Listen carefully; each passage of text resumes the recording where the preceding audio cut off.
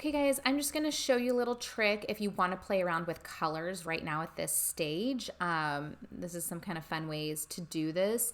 Again, you can always mess with color more like after you put it in repeat tile and you index the colors and have a color table. You can change the colors then too. It's just that that's in a more controlled state.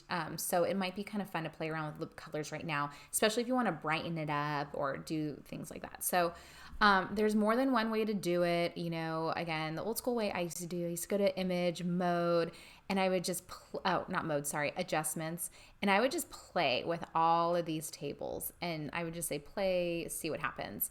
But there's another thing that's kind of cool that they have now is they have these masks that you can do. So I'm on layer 1. My background's hidden. I'm not using it, but make sure you're actually on the right layer.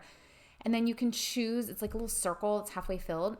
I really like the Hue Saturation if you want to actually change the color. So if you're like, I don't want this to be blue, I want it to be green, you can click that. And then this property thing will pop up. If you don't see it popping up, it might already be open. Maybe it's like underneath your Photoshop window, so just go look for it.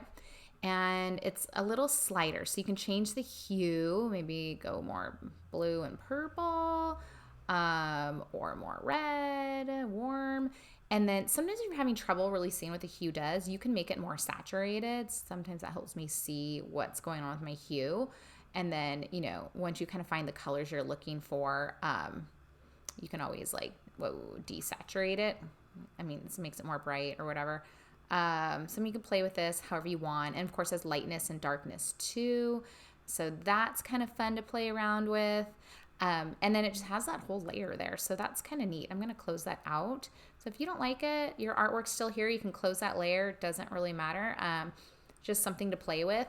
Again, that's just one of the little windows. There's all kinds. And these are actually like the same tools that are up in image adjustments. But it's just kind of neat because it makes it a whole nother layer. So in case you change your mind, like, oh, I didn't want that after all.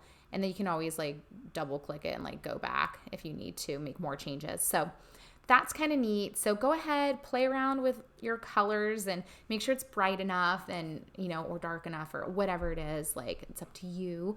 I recommend doing that before putting it into repeat, which will be in the next video that I'm going to show you how to do.